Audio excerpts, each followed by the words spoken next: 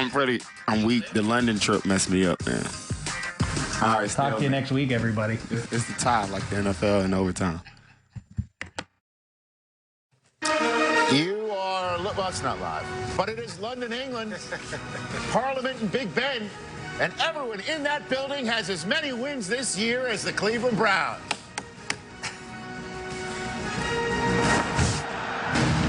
Week 8 is underway with pivotal midseason matchups around the league and some bold predictions from our NFL experts. With 7 thrilling weeks in the books, find out who's in for a treat as the season wears on and whose demons are far too powerful to be exercised. The 5-2 Vikings ride a 3-game win streak across the pond. But will the Browns' first appearance on London soil bring their first win of the season? Answers ahead on NFL Gameday Kickoff, presented by KFC. Our time is right now. Know that when you walk out today, you're walking out as a winner. All eyes on me. Ripping it up, getting started, time to press play. Bringing it in, into the earth. Hey! All eyes on me.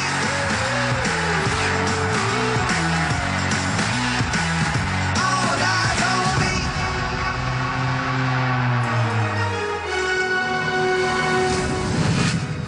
Welcome to NFL Gameday Kickoff, presented by KFC. The first Sunday game of week number 8, right here live on NFL Network. And we welcome you inside the Los Angeles-based studios of NFL Network, the NFL Media Group. I am Rich Eisen, Steve Mariucci, Kurt Warner, Michael Irvin, right here for you all throughout the morning, taking you up to kickoff of the Week 8 Sunday contest in Twickenham. Yes, in Twickenham. Between the Minnesota Vikings looking to go to 6-2 and solidifying a spot atop the NFC North, taking on the Cleveland Browns, who, as I might have mentioned a couple of minutes ago, still looking for their first win of the season. Let's start things off with a look in from London, several time zones away from us, presented by NFL On Location. Here's Aditi Kinkhabwala. Aditi? Well, Rich, those Minnesota Vikings did get here to London on Thursday, and they've definitely, here's a British word for you, acclimatized themselves. Eric Kendricks and Adam Thielen went to an Arsenal game yesterday. Brian Robeson and Linval Joseph, they went shopping in downtown London. This team is ready to go. They've had 2 good practices and a walkthrough in this building right behind me. As for the Browns, they are the official home team. They didn't arrive until Friday morning. Then on Saturday morning, they were all roused out of their bed by fire alarms. There was a small gas leak in their kitchen. And then this morning, as their equipment staff was traveling here to the stadium, their minibus was in a little bit of a car accident. It's been a calamitous trip, but kickoff is in a couple hours, and as the Browns say, they hope their first win is here over the pond. Okay, thanks very much, Aditi. We all know that everything kicked off on NFL Network and CBS just a couple of days ago between the Dolphins and the Baltimore Ravens. And as you could see, that was we saw on Thursday Night Football. We were still waiting to see a score from the Dolphins. That was a total Ravens washout in that contest. And then you have to see the rest of today, some big contests like Oakland and Buffalo. Oakland trying to get back to 500. The Los Angeles Chargers trying to get back to 500. They were once upon a time at that 0-4. The Atlanta Falcons trying to avoid going 0-4 against the AFC East. They've lost 3 in a row, all against the AFC East. Steve Mariucci, give me a Sunday headline that you're looking forward to, right? Well, the Browns are one winless team, and the San Francisco 49ers are the other 0-7, and they will travel to the best team in the National Football League, Philadelphia Eagles, at 6-1. So you say, what's the storyline here, Rich? Well, I'll tell you.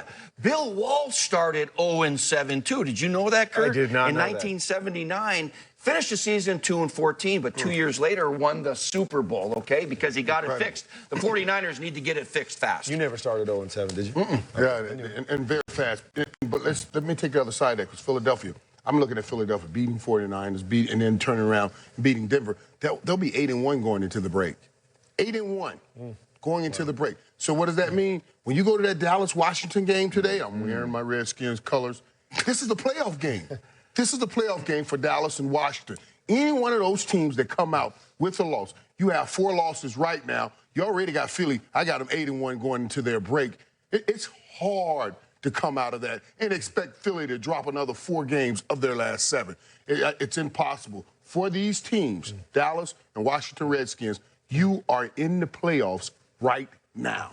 And for me, I'm looking at Houston traveling to Seattle. Now, I know there's a bunch of stuff going on off the field, but I'm looking at on the field. Deshaun Watson has been incredible this year. As many touchdown passes in his first 6 games as anyone in the history of the NFL. But as you guys know, this is different. Going up to Seattle with the 12s, the Legion of Boom. I want to see him pass this test. If he passes this test, we give him that seal of approval that Houston has finally found that franchise quarterback. Well, and if he does that, it would be particularly remarkable because of what is going on off the field. And it's difficult to see how whatever is going on off the field won't creep its way on the field today in front of the 12s in the Pacific Northwest as the long-form journalism unit at the worldwide leader in sports kicked into overdrive Friday by publishing a detailed deep dive of the intense and highly sensitive conversations league owners and players and front office executives had 2 weeks back concerning national anthem protests.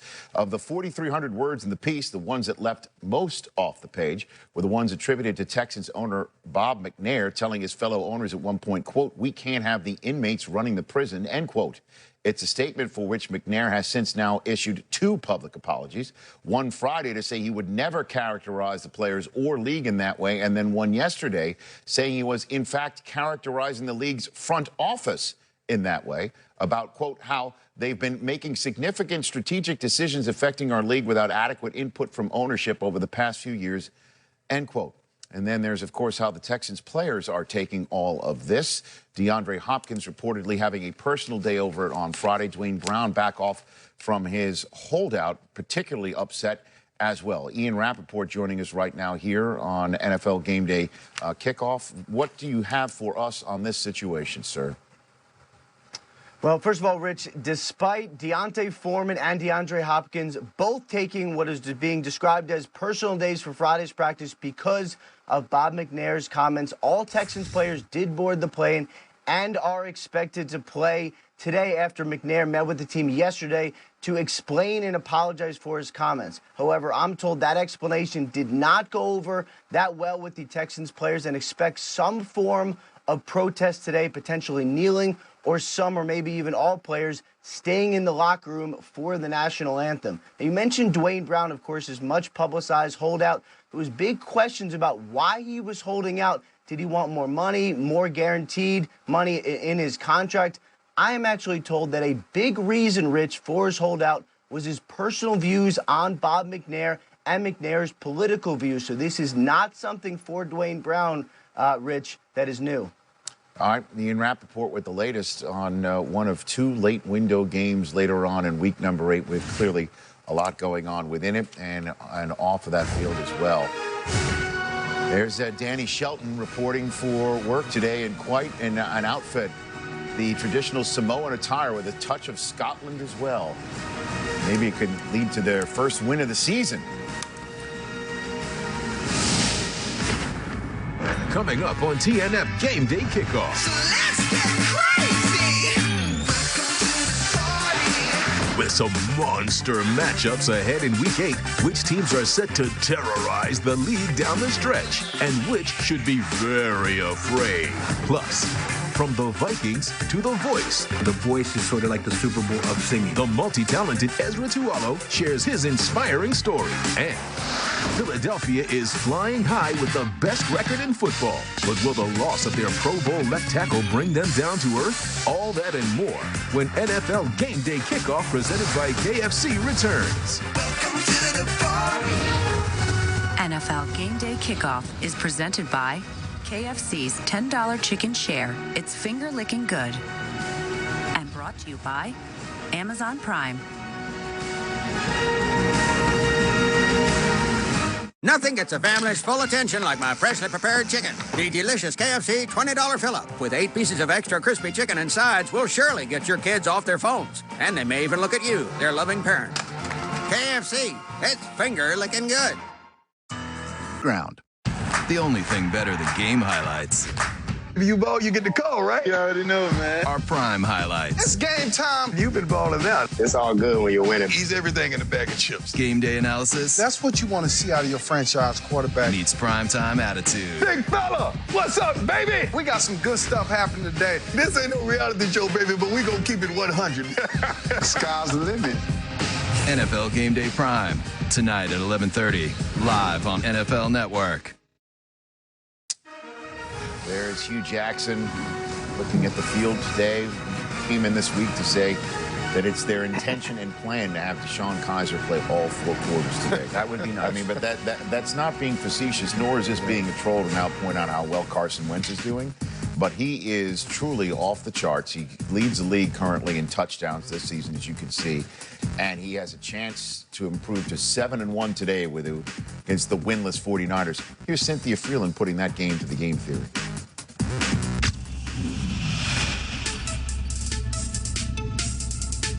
Based on the indicators most associated with success over the past 10 years of NFL performance, my model gives the Philadelphia Eagles the best odds of making the playoffs of any team in the NFL. And Carson Wentz is on his way towards becoming league MVP in just his 2nd season. Wentz is the league's best on 3rd down, leading the league in touchdowns and yards per attempt. Combine this with his deep production, and the results correlate strongly with team wins and prior successful MVP campaigns. One hurdle that the Eagles offense must overcome is the loss of 9-time Pro Bowl left tackle Jason Peters. Peters only allowed Wentz to be pressured 8 times. That's 3rd fewest pressures allowed this season. Halapoulivaati Vaitai has played left and right tackle and will replace Peters. This season, Vaitai has already given up 3 sacks in under 100 passing plays. That ranks in the bottom 10 in terms of total pressures allowed on a percentage basis. However, Wentz's production in the run game helps make up for the loss of Peters. His ability to scramble and break tackles has led to 2 additional first downs per game for the Eagles. My model gives the Eagles a 95% chance of making the playoffs. And Wentz is one of the main reasons why I have Philadelphia with the best odds of reaching Super Bowl 52.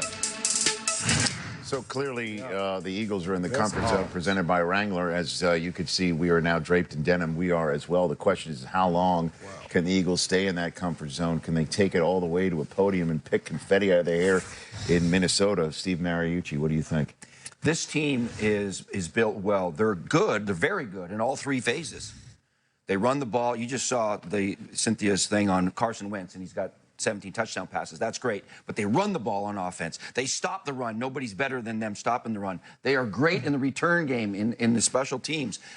And I agree. The only concern is that left tackle, that bodyguard, because Vaitai was going to go over there. But remember, when Lane Johnson was missing last year at right tackle, Vaitai played there. They were 2 and 8.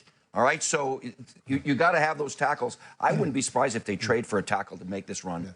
Yeah, and for me, Coach, I've always believed that if you're going to make a deep run in the playoffs or get to the Super Bowl, you have to win a lot of different ways. You don't just go in, with one little thing, hey, we're really good on offense, we can win all our games that way. You have to be balanced, and you mentioned it. They're number 1 at stopping the rush. They're number 3 at running the football. And we just heard about Carson Wentz. I mean, he's doing everything right, making big plays. So I believe they're the most balanced team. I'm not sure there's a great team that's out there, especially in the NFC, but I believe they're the most balanced and can beat you the most ways. Which gives them a great opportunity because the other thing you said, who else do they have to face to get to that Super Bowl? Now, in saying that, when I look at teams and we talk about, is this team ready to go to Super Bowl, the number 1 thing I look at is 3rd down conversions. And they're number 1 in 3rd down conversions because we get more downs, we get more opportunities, we get to hold on to the ball, we give our defense a chance to rest. And Carson Wentz has been incredible, guys. Not just with his arms. Some of the plays he's making running the football are incredible. The other night when it looked like he had that sack, and I was like, oh man, they got him. There he is. Who is this dude right here? And then he comes running out, man. He's just been playing incredible. I do believe they're no doubt the favorites to get to a Super Bowl. And all his teammates have to have a head on his swivel because he's finding everybody. Everybody's catching the pass. Everybody. Now, I will say this, guys. 94, when we did not win that Super Bowl, it all happened because we lost one guy, and that was Eric Williams. We lost him to a car accident, and I was with him in that car accident. We're a whole different team. You got that one guy. If Peters is that one guy for the Philadelphia Eagles, things can change. Well, the trade deadline is Tuesday, Halloween. Speaking of which, you guys ready to get into costumes for the next segment? That's Of it. course we are. Okay. Michael's already. Oh, no. Good one. That was Steve Smith wanted you to say that. All right now. All right. That's from that was from Steve Smith. Oh, Rich. That was from Way Steve to get that in right there. It's just the first of those references today, sir. Browns have gotten off the bus. They're showing up at Twickenham, trying to stick the Vikings with their third loss by putting a 1 in that column with the bagel in it right now. Or, I guess, are we really going to show the London Eye for a winless team? There it is. Can we stop reminding people how many wins Steve, the Browns have? I didn't say anything. That's Rich, Steve. That's Rich messing with you. Just let him know, Steve. Don't come punching over zero up there. Don't come punching over here. Let's do it. Oh, yeah, there's Otto the dog. The Browns brought their dog with them. Oh, there's even 2 O's there, too. Can we stop showing the number O up there, please? As for other games, Randy Moss, start us off on a reporter whip for Week 8, sir. If the playoffs began this week, the Steelers would be the #1 seed in the AFC. The Steelers bring a 5-2 record into Ford Field against the Lions, thanks largely to Le'Veon Bell, Antonio Brown, and their rejuvenated defense. So, yes, there is football news in Pittsburgh that doesn't involve Martavius Bryant. Now, here's Steve Weich. Well, thanks, Randy. The Raiders are coming off their big win against division rival Kansas City, but offensive tackle Donald Penn told me they still don't feel good about being 3-4, especially going up against a Buffalo team that's undefeated at home. Penn said, we have to be consistent, and that starts up front with the offensive line. And the key for this game, he said, is protecting quarterback Derek Carr because of the creative ways the Bills get after the quarterback. The other big storyline, running back Marshawn Lynch suspended for this game. And while Penn said they will miss Lynch, he said DeAndre Washington and Jalen Richard very much up to the task for this pass-first offense. And now for the latest on Chargers and Patriots, let's go to Kim Jones in Foxborough. Well, Steve, when you look at the Patriots' defense, they've really improved over the last 3 games, allowing a total of 38 points. But, and there is a but, that was with Dante Hightower manning the middle linebacker spot. Hightower is now on injured reserve, and Devin McCourty said that is a loss they will have to overcome. Meanwhile, the Chargers come into Gillette Stadium with a 3-game winning streak and one of the best pass-rushing duos in the NFL, in Melvin Ingram and Joey Bosa. Bill Belichick says that on 3rd and long, they're basically a sack and turnover reel. Tom Brady will need to avoid that. Okay, now it's time for Game Day of the Dead. Wow, that's some serious production value. Welcome to the Game Day of the Dead. I'm Rich Gila Eisen. Let me move to my spot if I can see it through all the mist. It's Halloween on Tuesday, people. And now we've got 3 analysts who are definitely sight challenged. Be careful, guys, coming on out here. I want my first monster to come out here to talk about which team rises from the dead. Come on out here, Michael. Careful. Yeah, that's the monitor. Okay. You really cannot see. Okay. Michael, stop right there. You're on your mark.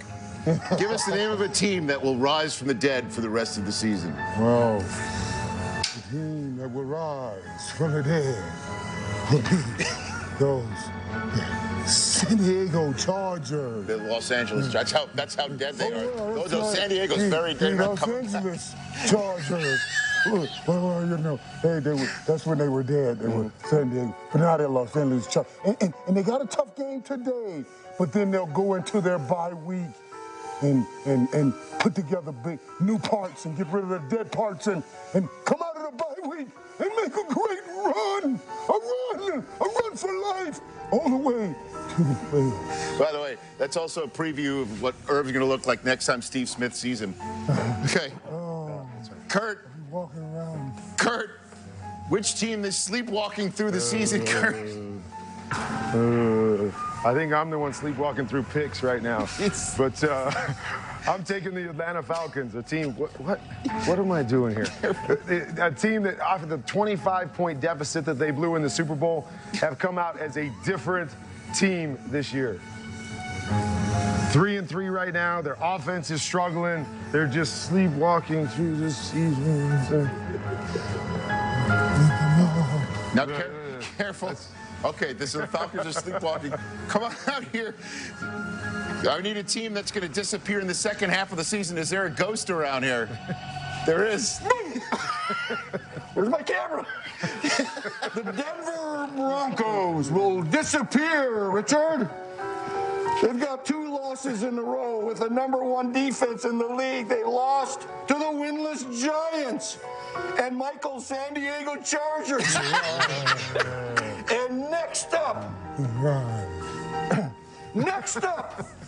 at Kansas City, at Philadelphia, and New England, the Denver Broncos, Richard, will disappear. Disappear like a ghost. Well done. Well done. Mooch the friendly ghost. There goes Herb coming out trying to feel his way around the monitor. Kurt would love to just no longer be in that costume anymore. You can see that. All right, we're back with more on NFL Gameday Kickoff. Oh, yeah. Look how Adam Thielen's coming in here, a little Arsenal jersey. When in London.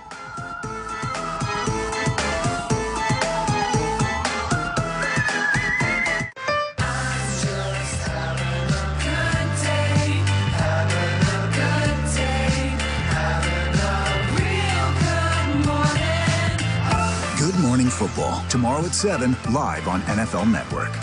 Want to dominate your fantasy league this year? He has got that it factor. He is showing it. Our experts help with insights and analysis all season long. He's ready to set the NFL on fire. NFL Fantasy Live, tomorrow at 5 on NFL Network. Every NFL game is filled with spectacular plays that demand your attention. And these jaw-dropping moments deserve to be seen from dramatic new angles. 3D technology makes these moments completely immersive and instantly iconic. See every side of the play with 3D highlights at NFL.com/3D. All right, so there's a new clubhouse leader for me in my life. The strangest things I've ever been a part of at 4:25 in the morning with a mummy and Frankenstein and a ghost. And look at that. That looks like us last segment right over there. Deshaun Kaiser's locker inside Twickenham Stadium for the Cleveland Browns Twitter site. Everson Griffin's going to be chasing down Kaiser today. We had chased him down for us to give us a diary of his London experience this week. We're going to get ready to go over to across the pond, as they say. We're out there for tea and crumpets. We're there to win. Boy, E. Griff, Everson Griff, the Minnesota Vikings, heading to London Wednesday. This is what I do on my off days. I recover. This is how we get down. Getting ready for London. So sad that they ain't coming. Say what's up. What's up? Say what's up, Al. We're packing right now to get ready to go to London. It's going to be fun, but I'm going to miss my family, my kids, and my wife. Cheer, cheer. My boy Limbaugh Joseph right here. It's good. Monster. We're on our way to London, baby. You know, we got the big old Virgin Atlantic. Started from the bottom, now we're here. Too much turbulence, way too much turbulence. But we here now.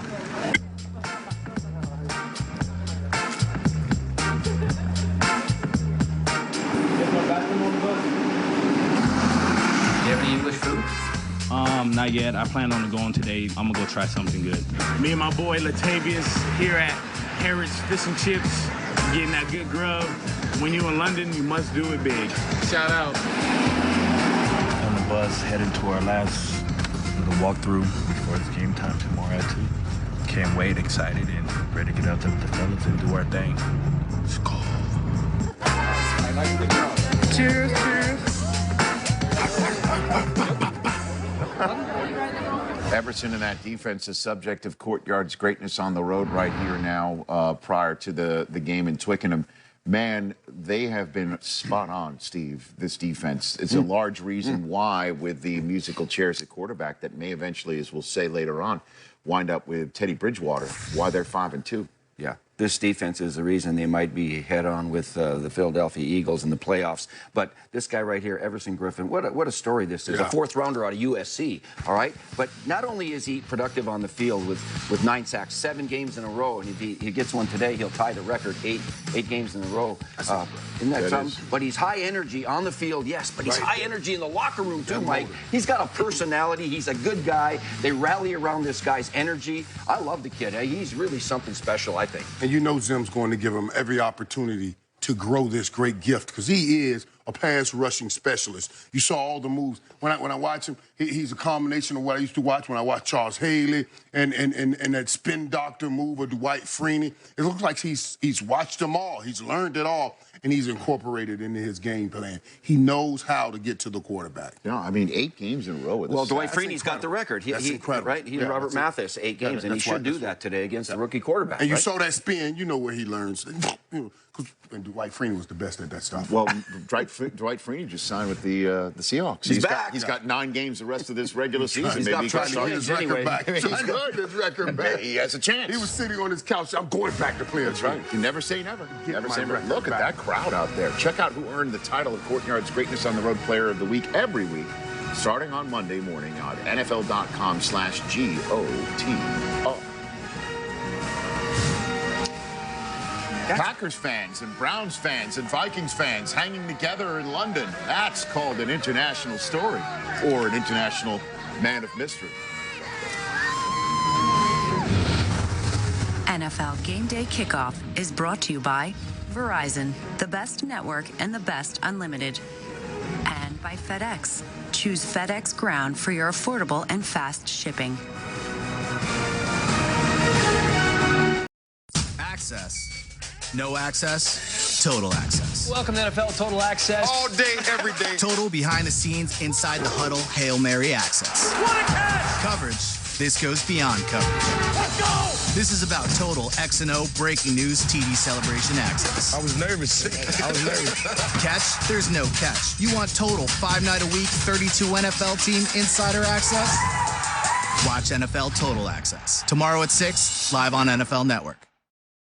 Just a reminder that this season NFL players are lacing up to support charitable causes important to them through My Cause, My Cleats. Discover the stories behind their cleats and learn how NFL players are making a difference in their communities at NFL.com/MyCause/MyCleats. Now, Ezra Tuaolo played 9 NFL seasons as a defensive tackle, including 5 as a Viking before an appearance in Super Bowl 33 as a member of the Falcons. In his post-football career, he's advanced to another high-profile stage, buoyed by a profound new openness in his personal life. Cool, let's do it.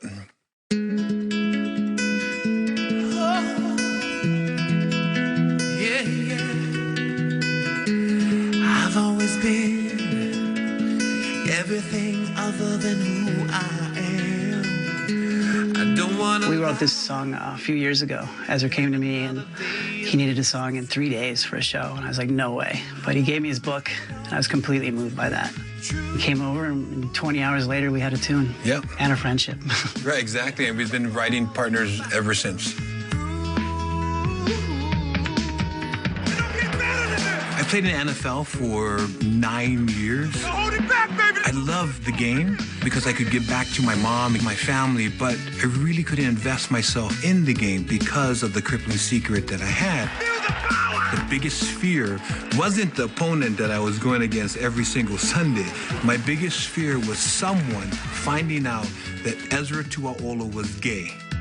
I found out that I was gay when I was probably 5 or 6 years old. I threw that child in the closet because I didn't want to get beat up or spit on or rocks thrown at me. I had to turn away from all the things that I really was passionate about and loved and focus on things that would help me hide my secret. Yeah, let's break it there. Nice. We'll work on the bridge later. Good take, brother.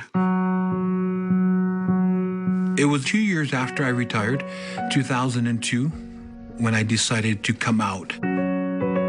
It took me 35 years of my life to get here, but what? It's awesome, right? This is how you should live. live out and free, but this is how you should live. Anyone should live without any crippling secret, without anything.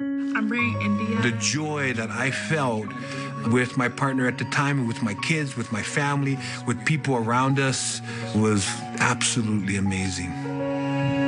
I was telling my dad, like, you should go on The Voice.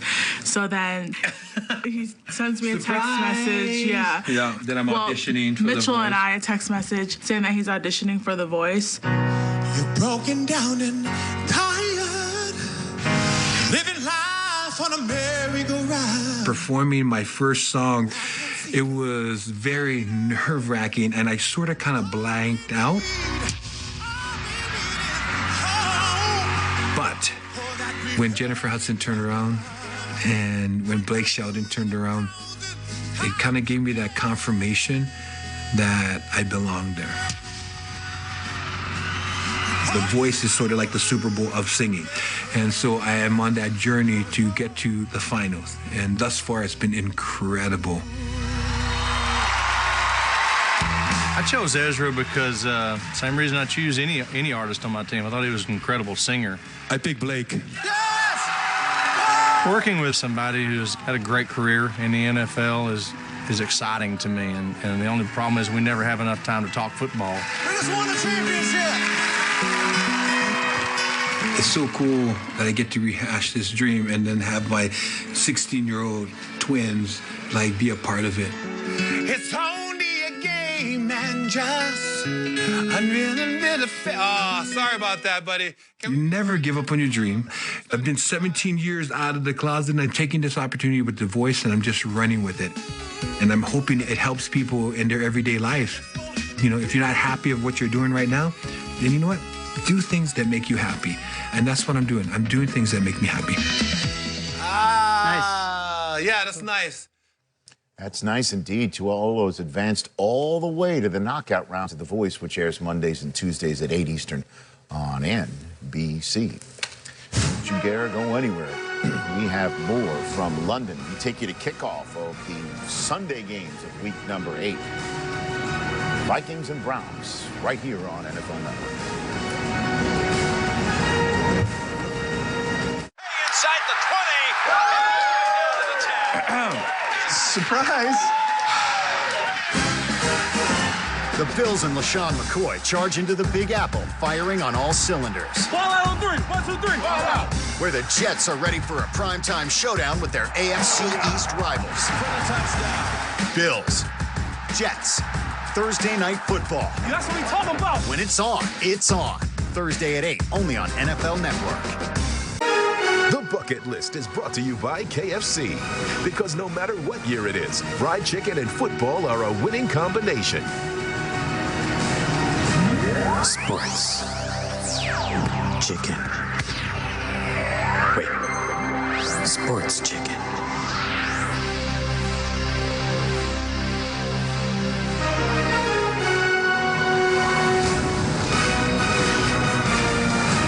Time for the Bucket List, presented by KFC.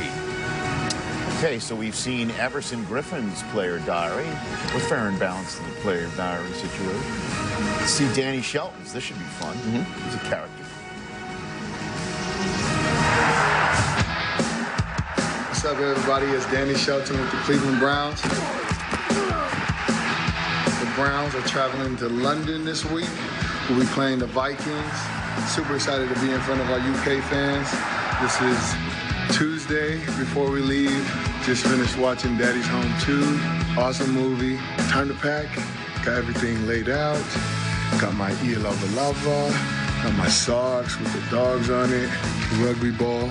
Hopefully get some autographs out there. UK fans, Dog Pound, go Browns.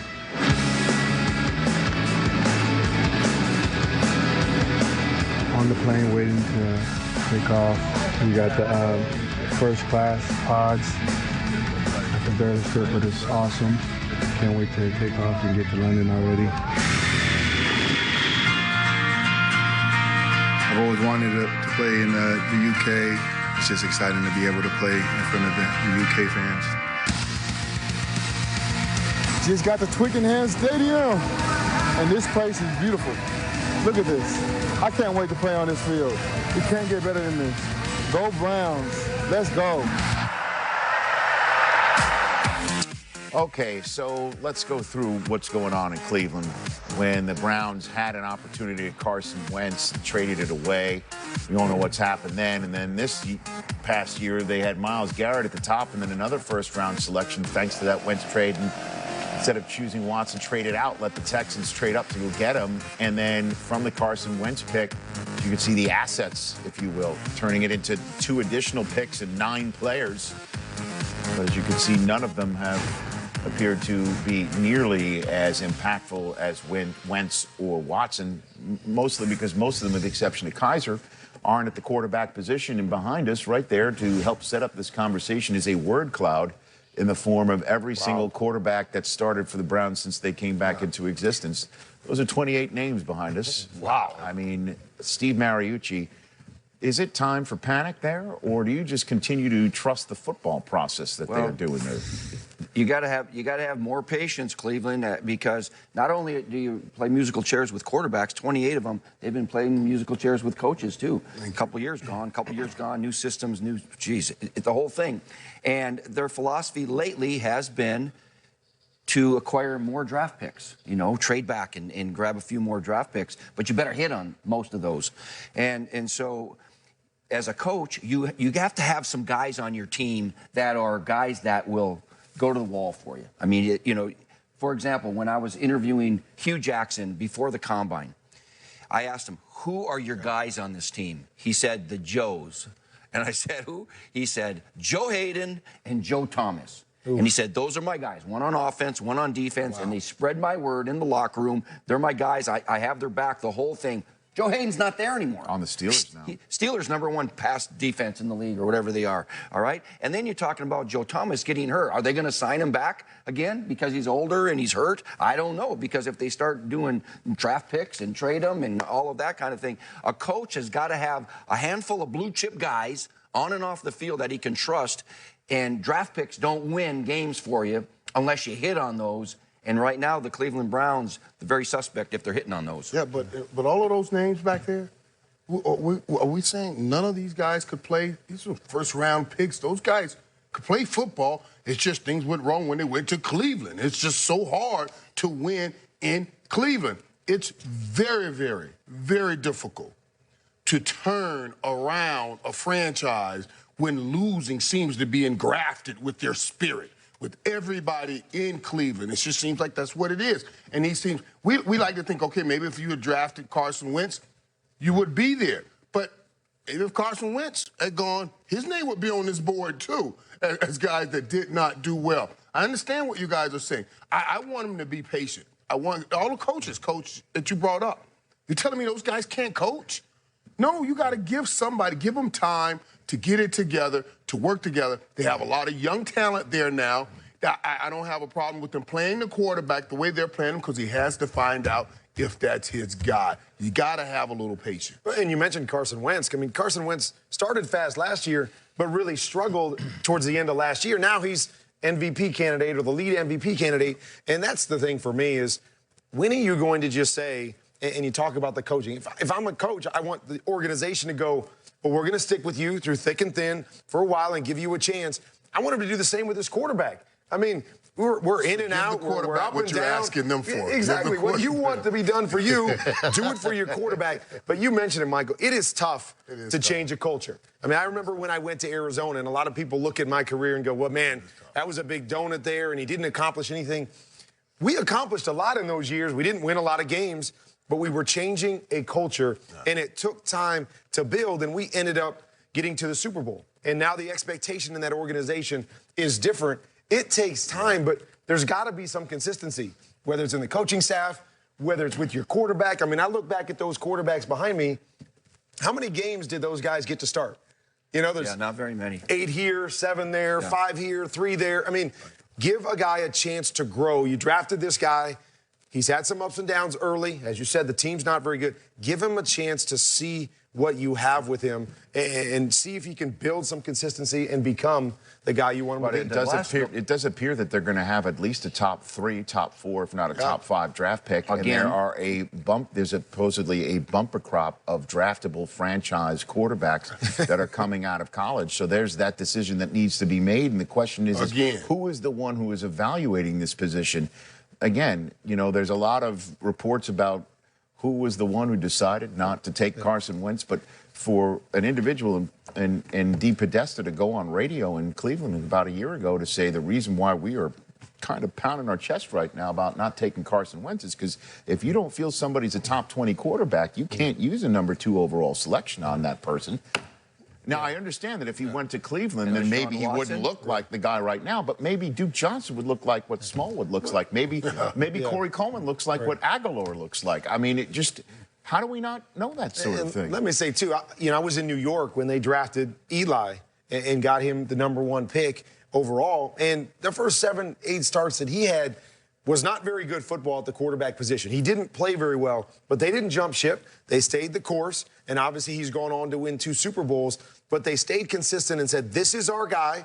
He's going to struggle through some things, but we're going to build around him, and we see what's happened in New York around that guy. And not that Deshaun Kaiser is necessarily that guy, but you got to see. You got to figure it out. You got to let him go through his bumps and bruises and see if he can be that guy. Yeah, and that's why they have to see if Deshaun Kaiser's their guy, because he has shown some good things at times without a great supporting cast. So I'm just hoping that Hugh doesn't have the quick hook. Now, I know he doesn't want him to throw interceptions. He started off the last game against Tennessee pretty darn well, and then right before the half, he threw a pick. And then right after the third quarter started, he threw another pick in the red zone, and so Hugh took him out. So I hope Deshaun Kaiser just plays close to the vest, stays in there, and plays the entire game against a great defense, because we want to see if this guy can be their future or not. Yeah, he did the same thing against the Jets, too, Coach. It seems like when that field gets a little smaller, it gets a little more difficult. Well, also, again, I don't know if that works for a quarterback. If they pull you after you throw an interception, I don't know if that actually works. It's awful because as a quarterback, you're going in and you're wondering,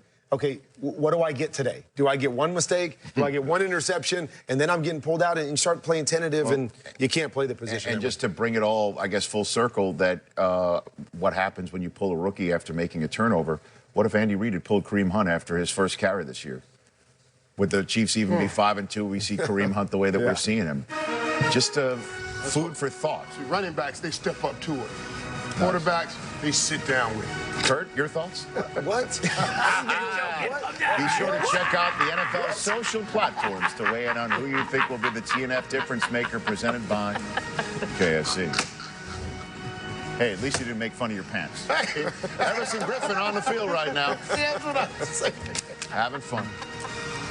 That's 3 Steve Smith references in the first hour. We're just getting started. All rich, Steve. It's not even 5 a.m. out here. They were all rich. One-handed grab by Rooney. Oh, what a catch by Njoku!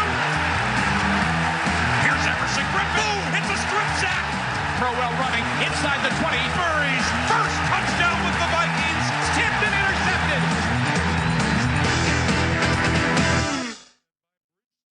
Remember 2000. There's game highlights. You go, you get the call, right? You already know, man. Then there's prime highlights. This ain't no reality show, baby. Game day analysis meets primetime attitude. What's up, baby? NFL Game Day Prime, tonight at 11:30, live on NFL Network. Jim Kelly holding up the number 12 jersey. And that's the start of this roller coaster ride, all the ups and downs of my life. The Lord was preparing me for what I'm doing now. And that's making a difference for others out there. It is the final London game of the 2017 National Football League season. There's Trafalgar Square. Twickenham Stadium is the site of Vikings v. Browns. Minnesota trying to improve to 6-2 before heading to a bye week, while the Browns would love to finally get that circle out of the W column. The stakes are raised in Week 8, and our experts' predictions, the boldest yet. Plus, with the Eagles soaring atop the NFC East, the Cowboys and Redskins are fighting for their postseason futures. Who will survive today's crucial division clash in the nation's capital?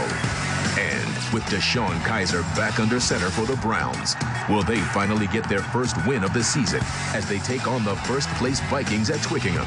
We're live in London on NFL Gameday Kickoff, presented by KFC. Our time is right now. Know that when you walk out today, you're walking out as a winner. All eyes on me. Living it up. Getting started. Time to press play. Plugging it in. Into the earth. Hey! All eyes on me.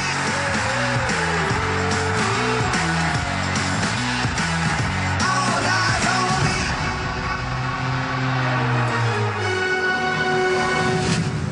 Welcome to NFL Gameday Kickoff, presented by KFC. There's Sir Case of House Keenum warming up at Twickenham right now, with Sir Sam of Bradford still on the sideline with a knee injury, and Sir Theodore of Bridgewater perhaps coming back very soon. I'm done with that, Steve. I'm done. I'm quite Give us your best English. I can't do that. No. I'll only do accents that I could try, that I'm close to. Do the Vikings people. Well, you know what? I spent some time in the Midwest, as you know. Steve Mariucci, Kurt Warner, Michael Irvin, Rich Eisen right here. Marshall Falk, somehow, someway. Where is he? Not here today. What? He's snoring right now.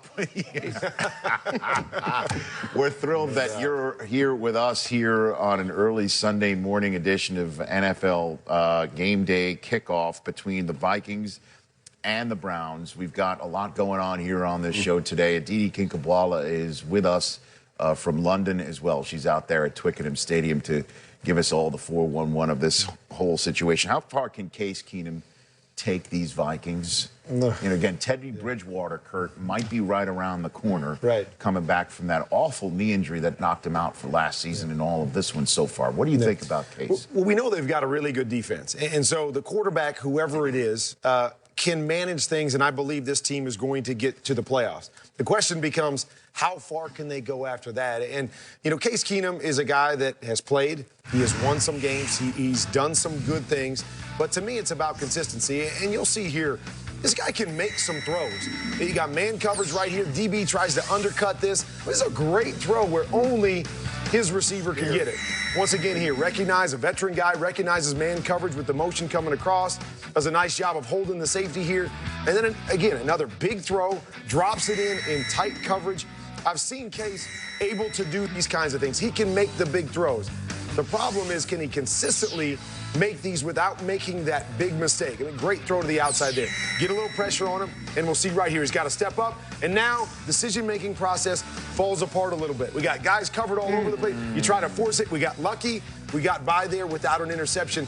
And that's the big question, is that if you can manage the game with this defense, and actually the way they're running the football now, even without Dalvin Cook, you're going to get to the playoffs. I just don't know if he goes up against better quarterbacks in this league. Can he go swing for swing and stay consistent enough to take this team deep into the playoffs? If you're going to have a young quarterback or a backup quarterback, you got to have the other two, the best friends, right? And you mentioned it, Kurt. This defense is really good. They are good. Really good. They can score points and set up short fields, the whole thing. They're very good. And they run the ball. And we were going, oh, geez, Dalvin Cook. What are they going to do? Yeah, they're running the ball for more yards per game since they lost Dalvin Cook, because it's the emphasis with Latavius Murray and McKinnon. So, and then the other thing, one of the obstacles is out of the way. Aaron Rodgers is gone. So this is wide open for the Vikings. If Case Keenum can be, I think he's going to hold off Teddy Bridgewater. I would be a little nervous to rush Teddy back. Let him wait and wait, maybe even wait till next year. Because right now, Case Keenum, I think, has got the bull by the horns, doing a pretty good job. The question becomes, is how many teams in this NFL are going to win with defense and a running game? When you get to the playoffs in a throwing league, your quarterback has to play well. Right. And Kurt, it's so funny because when you're answering, all I'm thinking about is when you came to the greatest show on turf. You had so much great talent around you on offense, and you just, hey, I can be a general on this offense and lead and get the ball to these guys. And surprisingly so, the talent on Minnesota's offense has been doing some real good stuff. I mean, Thielen and Diggs, these are some very good wide receivers. And I think they got Case Keenum looking better than the Case Keenum we really have seen over the process of watching them here in the NFL. And I think that gives you a shot. You do have that solid running game. And now you have these two young guys out making plays in the pass game. Maybe you do have a shot at getting there with that defense. Yeah, Kyle Rudolph as well at the tight end. And Kyle Rudolph, I mean, very well. Listen, that's a good group of players on that offense, a good group of talent. And we have seen Laquan Treadwell a couple of times. He's flashing. Yeah, he's flashing. He's flashing. We've got Aditi Kinkhabwala, as I mentioned, out there outside of Twickenham Stadium for us. That's maybe the longest line we have drawing from our studio to one of the spots that we find. Aditi Kinkhabwala, the actives and actives reports are out, correct? Well, Rich, as Michael talks about Case Keenum looking better, that's because he's gotten more comfortable in Pat Shurmur's offense. And today, he'll have a little easier go of it. Half of the Browns' starting secondary is out. Jabril Peppers, Jason McCourty. Neither of them is playing. But meanwhile, for the Vikings, they got some good news. Wide receiver Stephon Diggs is back for the first time in 3 weeks, and left tackle Riley Reiff will also be playing. This is certainly good news. Of course, the matchup that we're watching, Rich, today is Everson Griffin, the sack master defensive end for the Vikings, against Spencer Drango, who has to replace Joe Thomas. He's practiced all week, but as Hugh Jackson told me, his advice to Deshaun Kaiser is run for your life. Rich? Yeah, wow. I mean, he's tongue-in-cheek right there, but that's also pretty wise advice when it comes down to it.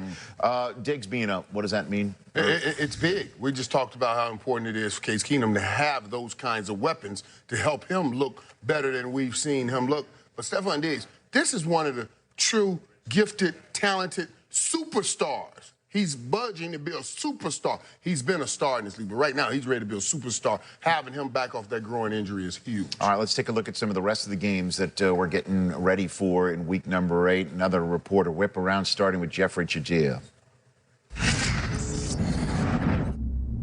The Saints are going to try to run their win streak from 4 to 5 this week against the Chicago Bears, and they'll try to stick with the same formula that's worked for them over the last month. Playing good defense, running the football, and letting Drew Brees do his thing.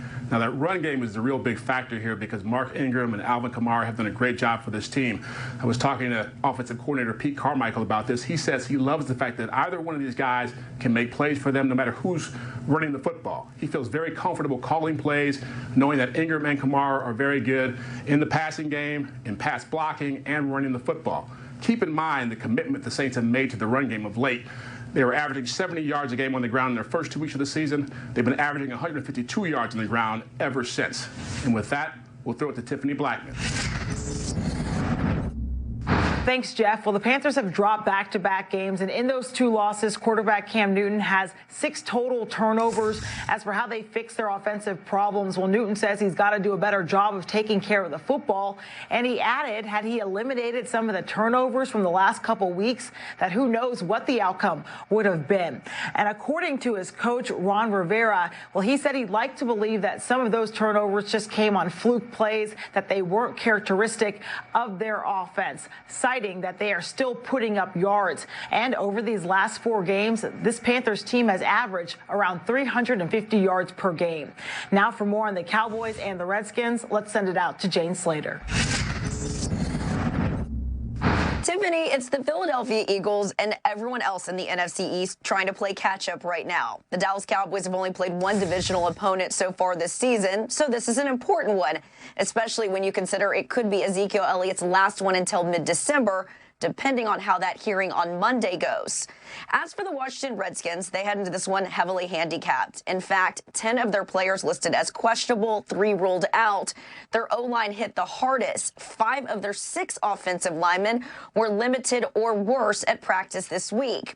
As for cornerback Josh Norman, I'm told that he is expected to play today, but will do so with added protection around his ribs. As for the weather, it'll be an issue for both teams. Windy, wet conditions expected at FedEx Field. The following segment is for entertainment purposes only. Viewer discretion is advised. It's time for Bold Prediction. Yeah, just because Game Day Morning has the week off doesn't mean you guys don't have the week off from Bold Predictions, which I know, Kurt, you're particularly pleased about. Irv, you're first up over there. Give us a bold prediction. Putting brain equity into this stuff, but let's do it anyway here. I'm going with Juju Smith-Schuster. Here's what we're doing today. He will have more scrimmage yards than Le'Veon Bell and Antonio Brown combined. Get this now, he's had a long week. He started with the hide and seek, and then somebody played hide and seek with his bicycle. Stole his bicycle. Le'Veon Bell is saying to all the Pittsburgh fans, I'm here to stay. And Martavius Bryant, I know that was you that stole my bicycle. After this game today, you can ride my bicycle right on out of here because I will keep your job forever. That's what he's saying by doing his game he's having today. He's pumped up because he got his bike back, right? He got his bike back. He got his bike back, but he's going to give it back to Bryant and say, Ride, get on and get your back out of here. You could have included Bryant in that mix there as to how many more yards Smith-Schuster is going to have, because Bryant has been sat down for this game due to his comments he's made about his status on social media. Kurt, what do you have? I got a little head start on mine. There's 13 games on the docket, and never, ever have all 13 games had one team that scored less than 13 points. Now, we saw it happen on Thursday night with that shutout that we saw, but I'm going to say every single game this weekend, one of the teams will score under 13 points. 13, a bad luck number. Actually, it's a great play against you. Yeah, once I got cut from Green Bay, I moved to 13, and it worked out pretty well. What number did you have at Green Bay? 12. Somebody actually tweeted me and said, I'm the only person that's ever wore a Packers 12 jersey that's in the Hall of Fame. So you had Aaron Rodgers' jersey? Somebody told me that. That'll end one day. That'll end soon. Yeah, that'll end in the near future. Okay, I got one. Since the merger, we always say since the merger, right? 1970. No quarterback. Was the merger like when you were born? Stop. No quarterback has thrown more touchdown passes in the first 7 games of the season than 18 touchdown passes you threw. Congratulations. Thank you. Today, for one more week. Deshaun Watson. He goes up to the Legion of Boom, right? He's got 15. Oh, man. He's going to smash your record and throw 4 touchdown passes, and he'll have 19. And then that wouldn't be smashing. I think like 20 would be smashing. I think like 5 up there would be smashing. To throw 4 against the Legion, that's not good. That's good. It's just not smashing the record, I think. You wanted me to go to 5? I think you should go to 5. I'll go to 5. Right. I see your 4, and I'll go to 5. I like it. That's how we do it. That's it. Well, I'll tell you what, man. That's pretty crazy about Deshaun.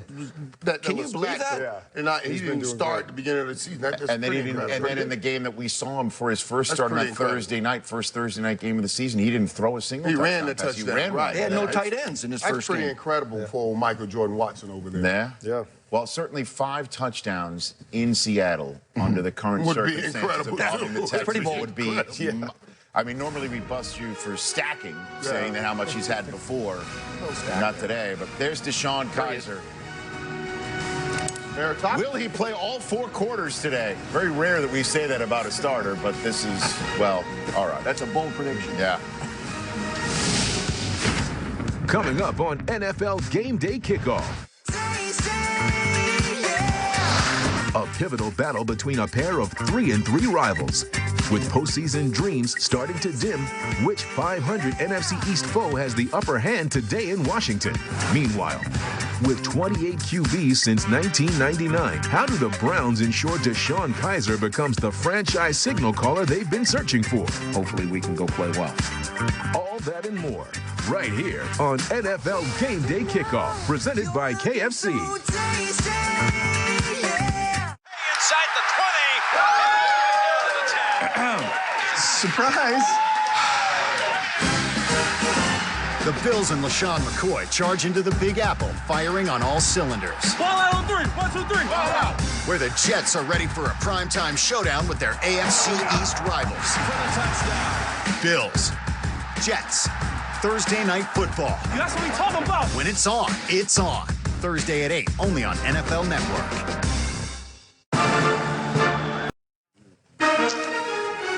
So Vikings fans warming up outside of Twickenham, trying to go to 6-2 into the bye week. How about that? Winning 6 of their first 8 games, with Aaron Rodgers out for the rest of the season in the NFC North. Once we are done, kick off the Vikings-Browns. It gives way to Game Day Live, then highlights, then prime, to keep you abreast of everything going on in week number 8. That culminates tomorrow night with the Broncos and the Chiefs on Monday Night Football. And then on Tuesday, happy Halloween as well as happy trade deadline day. Ian, who might be traded by the time it all finishes up? Rich, you mentioned Martavis Bryant a couple minutes ago. We know that he has asked the Steelers to be traded and is going to be inactive this weekend. However, I'm told that has not stopped teams, contending teams, good teams, from calling the Steelers and trying to trade for him. They have not said yes yet, but keep an eye on this. And here's one. I am told the Patriots were among the teams that called on Bryant during the draft. Meanwhile, the Seattle Seahawks have continued their push to try to acquire a veteran left tackle. Dwayne Brown was one of those players they discussed adding. They're up against it for the salary cap. They would have to make a move. I am told one player that would consider moving and have had trade talks centered around is playmaking tight end Jimmy Graham, who they acquired a couple years ago from the Saints. So maybe they say Dwayne Brown wants to stay in Seattle and send Jimmy Graham back on the plane with the Texans. That's an interesting game and some intrigue that going down behind the scenes of a game that already is chock full of intrigue. My goodness. Aditi Kinkhabwala is standing by with OC. That's right, Troy's and Staten Island's finest, OC Umenyiora. Take it away. OC. Well, OC is now the NFL's UK ambassador, but when we first met, you were winning Super Bowls with the New York Giants. So I have to ask, what is up with the New York Giants? You know, it's a really unfortunate situation, man. I think they had a couple of injuries. They weren't playing so well before the injuries, but at the end of the day, it's a team that's a strong ownership, strong leadership on that football team. Eli's still a great quarterback. I think they're going to get it together sooner rather than later. So you think Eli still has it? Oh, no question about that, man. Eli's my guy, and even if he wasn't my guy, I would 100% say Eli still has it, man, because he's a good quarterback. They just need to give him some time to throw the football, and he's going to get it done. All right, well, how about this guy, Myles Garrett? He unfortunately did not make the trip, the #1 overall pick. Is he a guy who could be your guy? No question about that, man. When you look at this guy, he has the entire package, the speed, the power, and the know-how to be able to be an elite quarterback rusher in the NFL. So he's still young right now, still has some room to grow, but look out for this guy to be a dominant player in the future. What are the Browns missing today without him? Well, they're going to miss that pass rush for sure. I mean, you're going to need to get pass rush. You know the Vikings are going to try and run the ball. They're going to try and establish the run early, but Case Keenum is a quarterback that can be rattled if you get to him early and often, and without Myles Garrett, I don't think they have the players to be able to do that. Okay, but before we send it back, we do have to talk about the pass rusher who is here, Everson Griffin. Yes. Why? Where has he come from? This is an 8-year veteran. Why now, all of a sudden? Now, Everson Griffin's been balling for a long period of time now. People just haven't paid attention because he hasn't put up those big sack numbers. But if you look at the pressure and the quarterback hits that this man has been generating over the last couple of years, he's an outstanding football player, and expect him to have a big game here tonight. Okay, so let's go back. Before we go back, is he Justin Tuck? Is he OC Umenyiora, or is he Michael Strahan? I think he's a combination of both because he's got the speed and the power. He's both of us. All right, and with that, Rich, we send it back to you.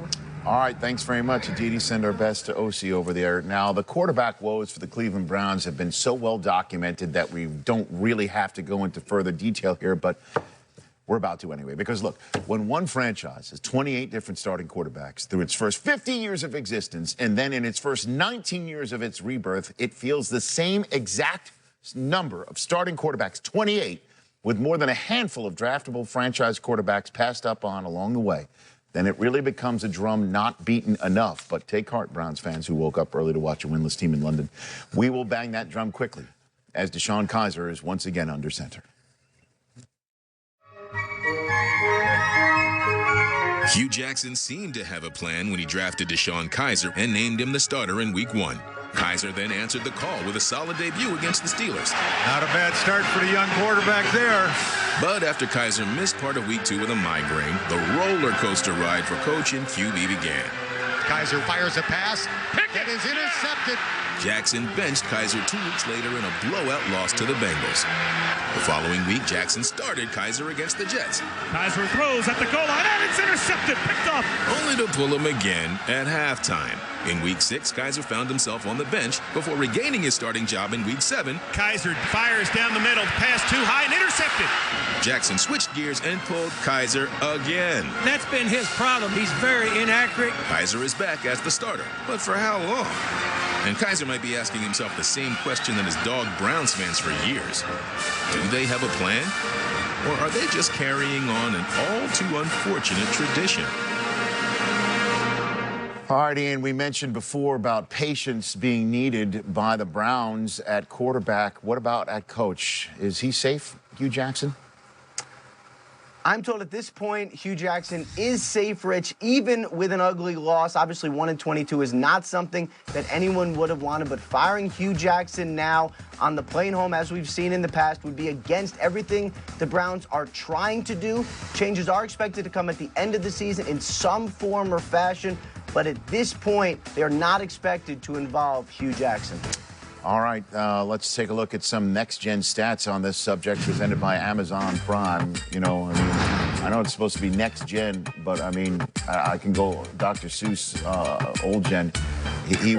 He will not in 20 or more air yards. He will not against the blitz. He will not inside the pocket. He will not outside the pocket. They will not. They will not score points. They will not in a box. They will not with a fox. I do not eat green eggs and ham. Cody Kessler was doing it last year, and then they draft Deshaun Kaiser. They had Hogan. What's going on here? How do you think Hugh Jackson should handle the quarterback business from here on out? Well, I mean, I think he's got to show some consistency, and he's got to give this kid a chance. And it's twofold for me. It's both for the young man, and it's also for the organization. And I'll share a story when I was in, I guess we're going to jump right into it. I'm going to show you what I've seen with Deshaun Kaiser. And we've seen some upside. Watch right here. Great job here recognizing one-on-one coverage. Watch the anticipation and the accuracy. I mean, the ball's out. Receiver hasn't even turned around yet. Hits it right between the numbers. He drops it there. So you've seen some good things. You've seen some things to build on. Where he struggles to me is accuracy first. Is that one-on-one. Just put the ball up. Give your receiver a chance to make a play. He struggles with that with his big arm. And then you're going to see accuracy again here. Good read. Sees the window. It's all there down in the red zone. You were talking about this earlier, Mooch. But the ball goes high. Instead of a red zone score or maybe a first and goal in the 10, it's an interception. And then right here, you just see a young rookie that he's looking at his receiver a little bit too long. There's a nice window there, but he's eyeing him. And look where he throws it. Instead of in the window, he throws it out in front of him, doesn't see the defender. So you're seeing some things that you go, oh, okay, maybe he's there. But you're also seeing a lot of things that you go, you got to get better in these areas. But back to your question, Rich, is where do you go and how do you treat this situation? To me, you've got to give him a chance to work through it. When I was in St. Louis, they pulled me for Mark Bolger. Mark Bolger went into a game, struggled. Mike Martz is going to go, hey, at halftime, he's going to put me back in there. And I told him, you got to stay with Mark Bolger. You got to give him a chance. Came out the second half, won the game for the team, got the leadership role, and he became a really good starting quarterback for the organization for years to come. That was interesting. That was interesting because the first one was a great anticipatory throw. I think the receiver dropped. But then the next few shows you showed, they needed to throw him a little quicker. He wanted to see the receiver. So it's like on the outside, he can be anticipatory, but inside he gets a little worried because that's where the readings start to get difficult. Kickoff special presented by Mercedes-Benz coming up. NFL Gameday Kickoff is presented by KFC's $10 chicken share. It's finger-licking good. And brought to you by Bridgestone. Bridgestone tires are engineered for elite performance. Nothing gets a family's full attention like my freshly prepared chicken. The delicious KFC $20 fill-up with 8 pieces of extra crispy chicken and sides will surely get your kids off their phones. And they may even look at you, their loving parent. KFC, it's finger-licking good. Beautiful, crisp day in London, England for the final London game of the 2017 season. The Vikings and the Browns live on NFL Network. Kickoff forthcoming. All day, all night, if you want it,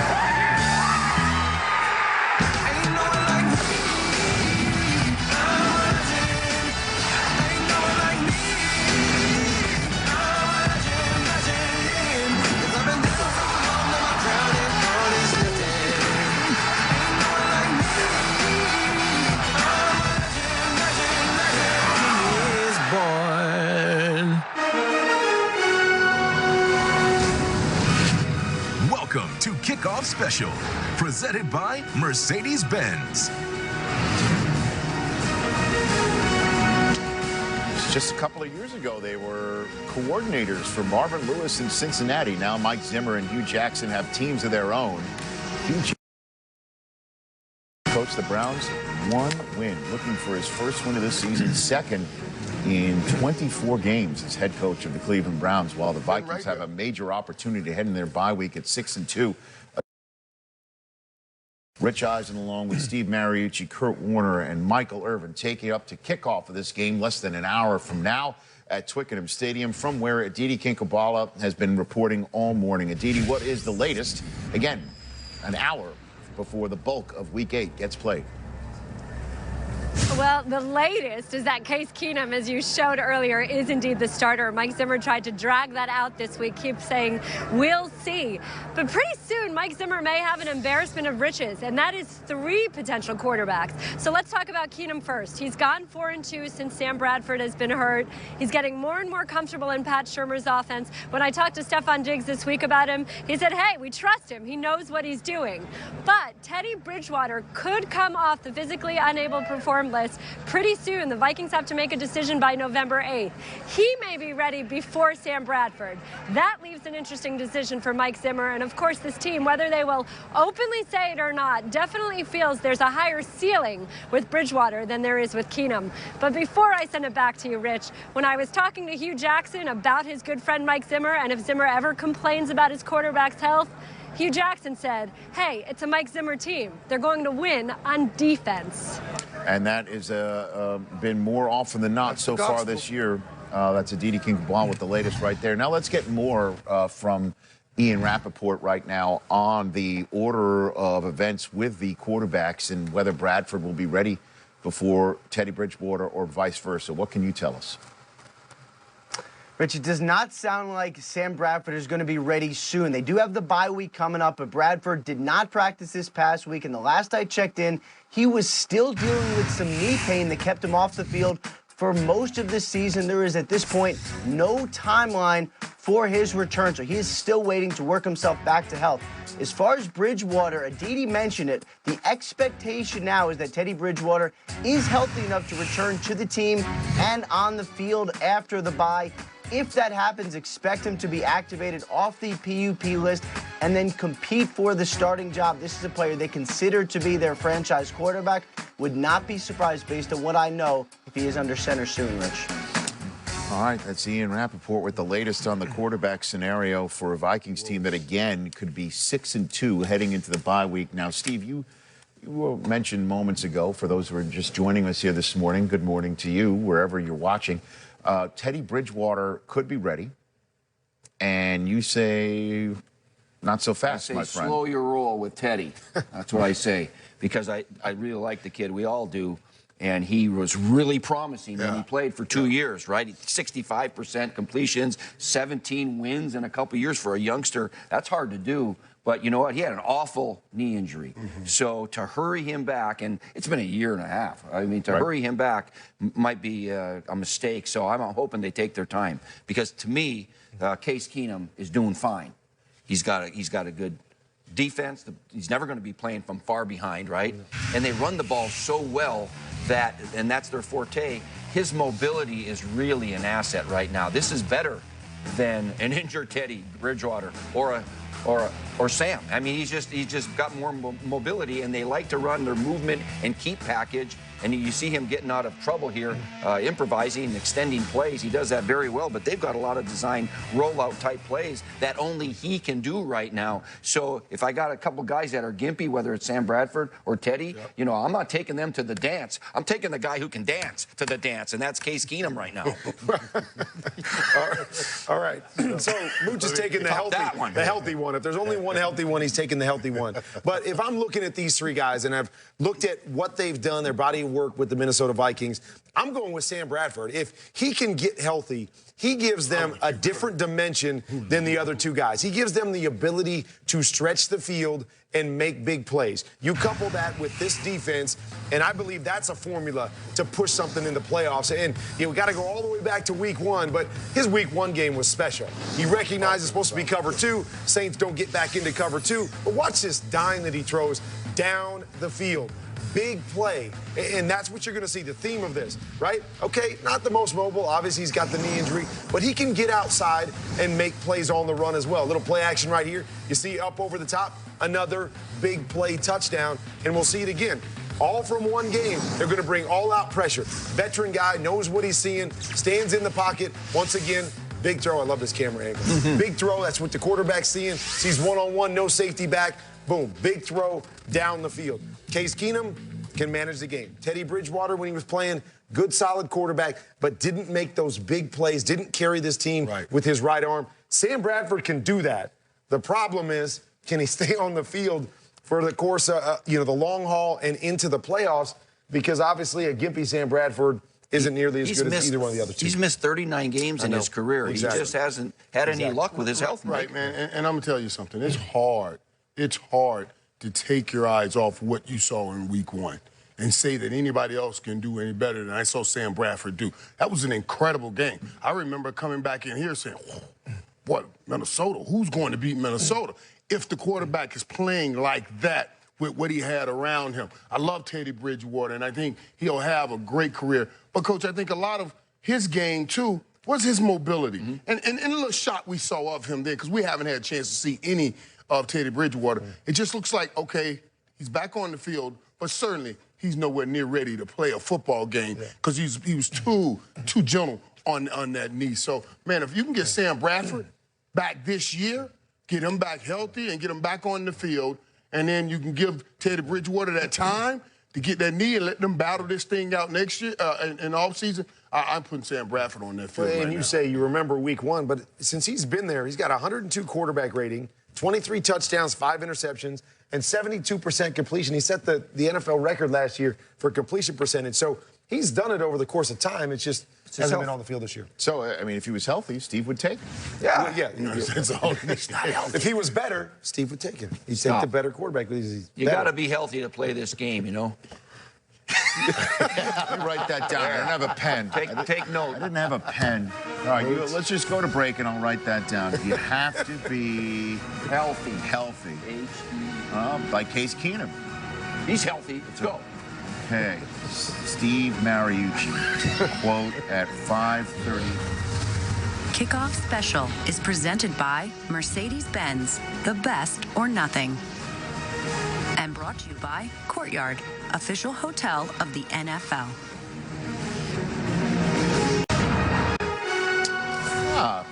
The Tower Bridge. Is that the London Bridge that was falling down? No, that's not it. No, it's not. That did not fall down. Obviously, it's still up. Oh, boy, you're a Captain Obvious this morning, man. That's what happens when you get him up at 2 o'clock. NFL Network. PL. Yeah. Welcome to week 8. Hopefully your team's straight. You either eating in the league or you league bait. Wait, we at the half mark of the season. You could either get the beast or just leave it up to team fate. First up is the Raiders and Bills, a fire matchup. You would think the game on a grill. You got the Chargers and the Patriots still. Joey Bosa on the line and Tom Brady be surveying the field like Cowboys and Redskins can't pass up. 2 powerhouses in the NFC matchup. NFL Network, that's the #1 play. No better call than football on a Sunday. Hey. So looking at the Week 8 marquee games, or to use what Steve Mariucci is saying this morning, those are some pretty big games. Captain Obvious. San Diego, LA Chargers. Those are all pretty big games. Jeff Chadilla, take it away. The Saints will look to run their winning streak from 4 to 5 this week when they face the Chicago Bears, and they want to stick with the same formula that's been working for them, running the football. Now, as good as this passing offense is, Mark Ingram and Alvin Kamara have been doing a great job of running the football. First 2 weeks of the season, this team was averaging 70 yards a game on the ground. The last 2 weeks, 152.5. And with that, we'll throw it to Tiffany Blackman. Thanks, Jeff. Quarterback Cam Newton has 6 turnovers in the team's last 2 losses, but Panthers coach Ron Rivera said he'd like to believe that those losses, those turnovers, that they just came by way of fluke plays. And he says it's not time to push any panic buttons. Now let's send it out to Jane Slater for more on the Cowboys and Redskins. Des Bryant and Josh Norman are among the more entertaining wide receiver cornerback matchups in the league. And according to a person with knowledge of the injury, I'm told Josh Norman is expected to play today, but will do so with added protection around his ribs. As for that Samsung Galaxy Notes campaign that pitted these two against each other, I asked Bryant if there's going to be any notes sent ahead of the game. He jokingly told me maybe he'll send one from the sidelines.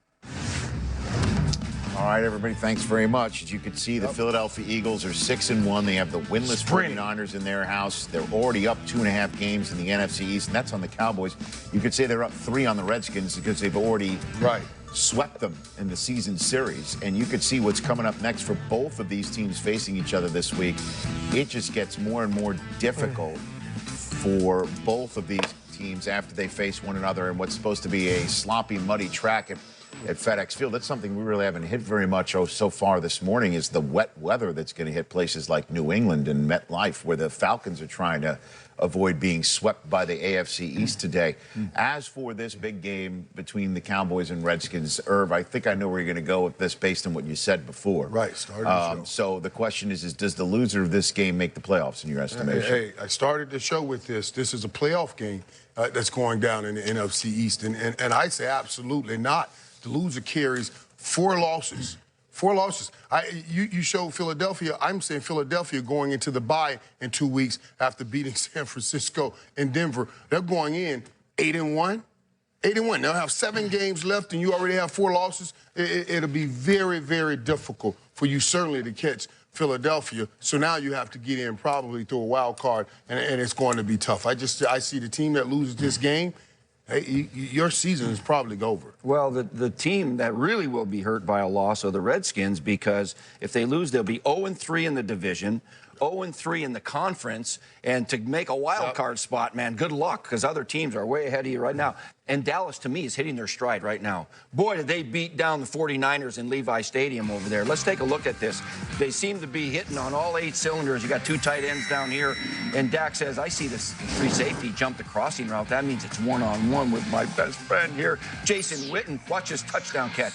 Nice one-handed Odell Beckham kind of catch for the touchdown. He's spreading it around. Now, when you run the ball for 265 yards, you get safeties biting, don't you, Mike? You get the play-action pass, and here comes Dez for another touchdown pass, and in catching this touchdown, he breaks the Cowboys' all-time touchdown record. Was that your record?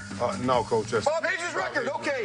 All right. So and then you're talking about being versatile. Watch this. A little play action, fake the reverse. Oh, no, we're going to run a screen. Talk about misdirection. This thing's going to go 72 yards to the house. Watch his offensive line get out, kick out the flat defender. In comes the cut with Zeke. Up the numbers, and the receivers are blocking. See ya. 72 yards. Man, they look good. This is the best game the Cowboys have played. If this is any indication how they're going to play throughout the rest of the season, look out. They'll make the playoffs.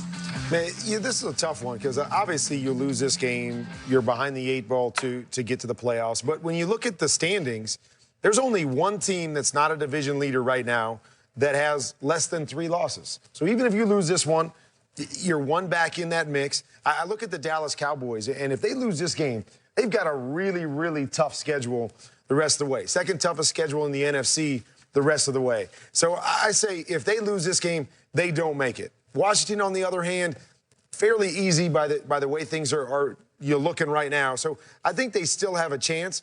It's going to be tough either way. I mean, you lose in your division to a team that's going to be ahead of you, it's going to be tough to make the playoffs. But Dallas got the Eagles both times still. They still got, and we talked about this earlier. We don't know what's going to happen with the Eagles with Peters being out. How is that going to affect the team? So it'll be interesting to see. And we don't know what's going to happen with Zeke either, you know, so that's another caveat. And in terms of that 2-loss team that's currently not in first place, that's Seattle. Right. And if they win at home against Houston today, that would kick the Rams into a wild card spot, and the Cowboys have already lost to them. DeShone Kizer warming up to start Is he warming up to finish? Stay tuned for that on NFL Network. They won't win this fight. I've already hit the low. That was a big play for this young team. Turning it on tonight. Boom, send it deep.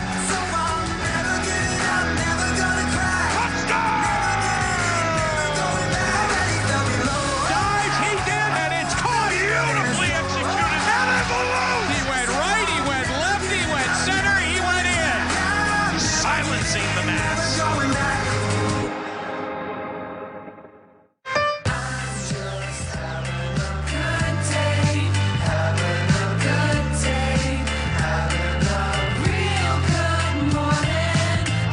Good Morning Football, tomorrow at 7, live on NFL Network.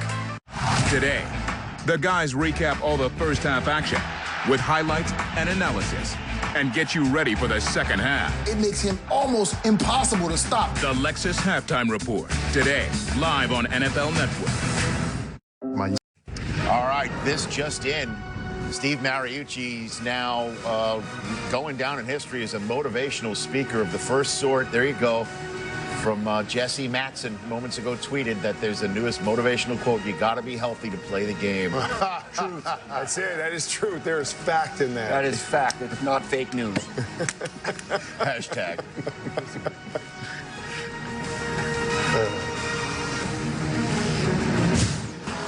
They disrespecting us. That's what they ask. Sack! He's sacked again. That is excellent team defense. He's hit, he's buried. That was Eric Kendricks. Ball tipped in the air. Intercepted Xavier Rhodes. Let's be real hungry to be great. He's sacked by Everson Griffin. Everson Griffin's just on fire. Passes intercepted. What a great play by Harrison Smith. Anthony Barr blows up the play Like you shot out of a cannon. The Vikings defense provides the spark. Okay, the Vikings defensive starters, you could see they built them through the draft mostly.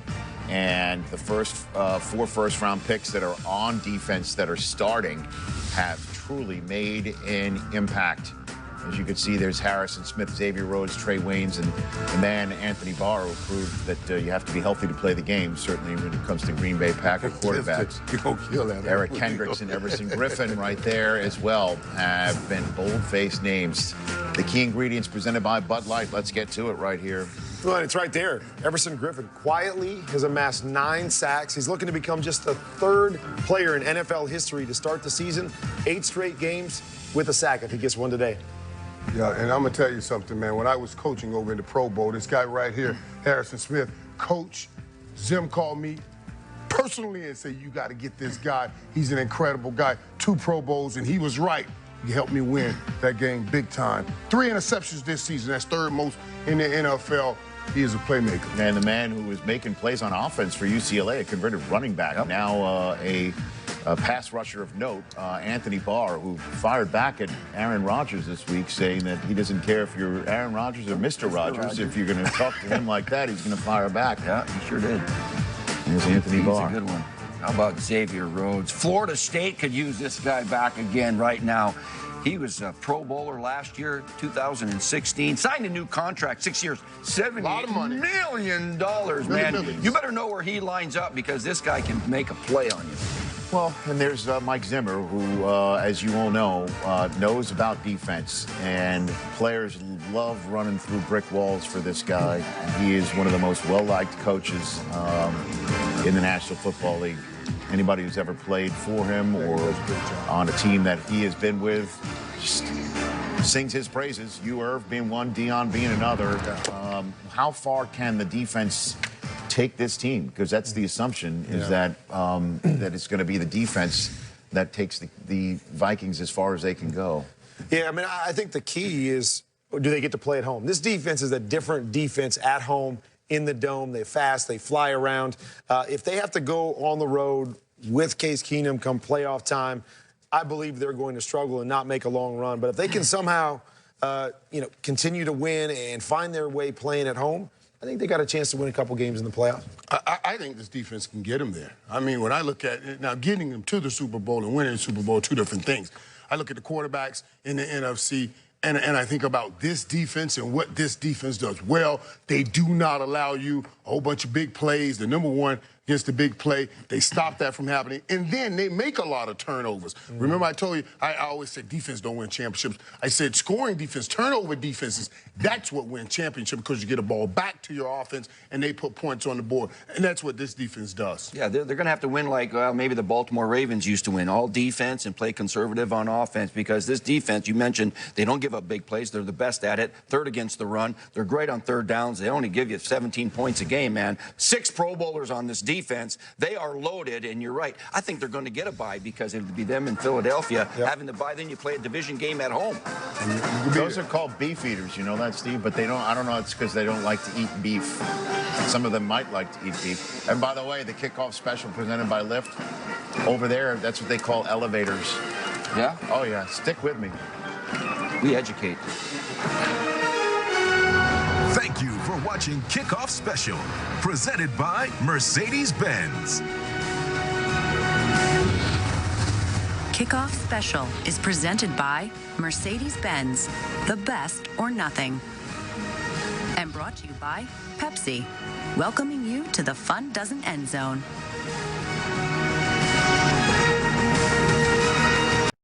Access.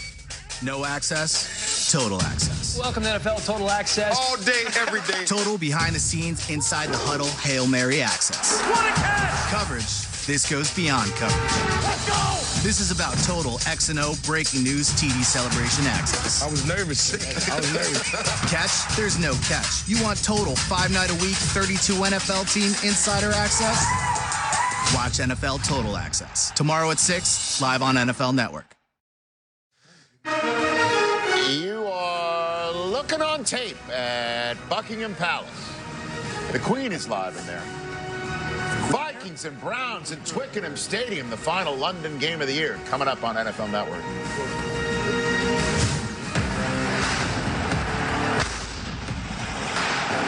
This is how legends are made. He did. Touchdown. Duke Johnson. This is how legends are made. The Joker's got it. Touchdown. This is how legends are made. Welcome to Kickoff Special, presented by Lyft. Case Keenum warming up for the Minnesota Vikings, who can improve to 6-2 before going into their bye week, while the Cleveland Browns turn once again to DeShone Kizer. The question is will he be looking over his shoulder all game long? How will the Browns fare trying to get their first win of the season and do it in London? If you are just joining us here on NFL Network, where you been? We've been on the air all morning. All we are morning. thrilled to welcome Literally those all morning. from Minnesota and also from Cleveland. I am Rich Eisen. That is Steve Mariucci. That's Kurt Warner. And if you're just joining us, Michael Irvin has not commented on anybody's pants yet this morning. Keep it that way. Not trying to get beat up. The NFC North standings, as you can see, the Vikings are sitting atop it right now, beating the pants off of people. Good. All right, I've stopped. All right, 5-2 they are coming into this game, and the Packers at 4-3 on a bye week. Well, the Lions have the Steelers tonight, and the Bears go in the Trubisky era for a 500 record. They're in the Superdome taking on the NFC South leading New Orleans Saints. Kurt Warner, what do you expect from Case Keenum today? Well, here's the thing. I believe Case is one of those guys, if you ask him to manage the game, you play good defense, the other team isn't scoring quick and scoring a lot of points, he's going to be efficient, he's going to make plays for you and not make mistakes. And that's exactly what I expect today. I don't believe Cleveland's going to be able to come out against this defense and put any pressure on that Vikings offense. I think Case plays a solid game. I think they win big. Yes, coach got to make sure, because if I'm coaching Case Keenum and you're Case Keenum, I'm going, listen, Case, you got to be a game manager today. You understand that? We're going to take no chances. You're going to be careful. We're going to dink and dunk. You're not going to screw this game up for us because they can't score enough points against our defense. So you be careful. You are a game manager, You're really Case going to Keenum. tell him that he can't screw the game up for Yes, us? I am. You can't screw this game up for us. You can't screw it up for us, Case. Just do your thing, Hey, all right? if you're healthy, just easy you're does healthy, it. you Easy can play does the it. game. As soon as Coach finishes talking to him, I'm going to be walking in with him like, listen, man, this is your turn. This is your moment. So we worked on this in the off season. I'm going to be there. Just throw me the ball. Don't worry about that. Coach had to say that. Let's go, buddy. So Let's you give go. me last? That's You right. give me last? Right, I'm getting it last. That's right. I'm going to give you the right shot. Let's go and do Poor this. Casey's getting an elbow tug and a finger in his face. from his star receiver to his coach. Is saying to him. Team's 5-2, man. Never miss an NFL game. Watch live local Sunday games with NFL Mobile only from I guarantee you, Verizon. That's what he's really going through, too. I guarantee you that's what he's going through. Like the angel and the devil, right? He's not a fan favorite in Green Bay right now, I'll tell you that. Anthony Barr's Vikings going for a 6-2 record atop the NFC North. One-handed grab by Rudy. Oh, what a catch by Njoku. Here's Emerson Griffin. It's a strip sack. Crowell running inside the 20. Murray's first touchdown with the Vikings. Tipped and intercepted.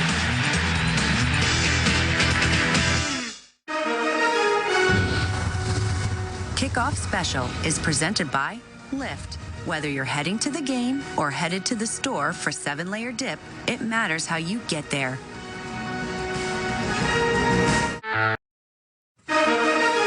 There's the commissioner of the NFL, final London game. There's Jimmy Haslam trying to get his team on the board. Man, oh man.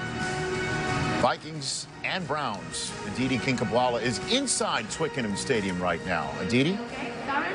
Rich, the players just ran off the field for their final conversations. DeShone Kizer was warming up right behind me. Looked cool, looked ready, gave me a really quick thumbs up.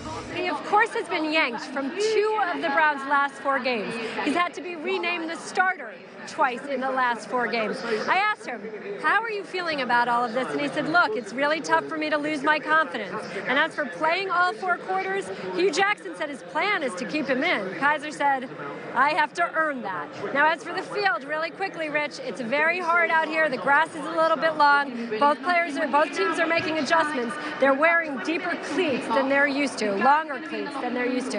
We'll hope that everybody stays healthy, Rich. All right, thanks very much, Aditi. How can Kizer prove it? He says, I got to earn it. How can he prove it? Well, I mean, I don't know if you can prove you're a starter or a franchise quarterback in one game, but this is a great test. We've been talking all morning about this defense. They can get after the quarterback. They're ball hawks on the back end. They're physical. I think if you go out and manage this game well, you make a few plays, don't turn the ball over, and keep this game close. I'm not sure Cleveland can win this game, but keep this game close, make a few plays there, and don't just give it away. I mean, up to this point, 3 touchdowns, but 11 interceptions. Can't do that anymore. You got to protect the football and give your team a chance. We talk a lot about how to handle the position of quarterback, and of course, Hugh's been putting the kid in and pulling him and everything. I love that the kid said, and that's one of the things they talked about him coming out of college, that he's a lot of confidence. He says, I'm not worried about my confidence. And I love that Hugh's making him believe, I have to earn this. I have to earn this. So I can't be hanging out. I can't be doing anything. I have to focus totally on this if I really want this. You know, I think you get out here, don't turn the ball over. Just show the coach, because he's spending the most time with you. Show him that you are making improvements in all those other areas that we may not be able to see on film. That's how you say, I'm a starter, then you try to be the starter, then you try to be the future, and then you try to move it towards being the franchise. He's got to show 2 things today, in my mind. He's got to show smarts, number 1. Smarts, what do I mean by that?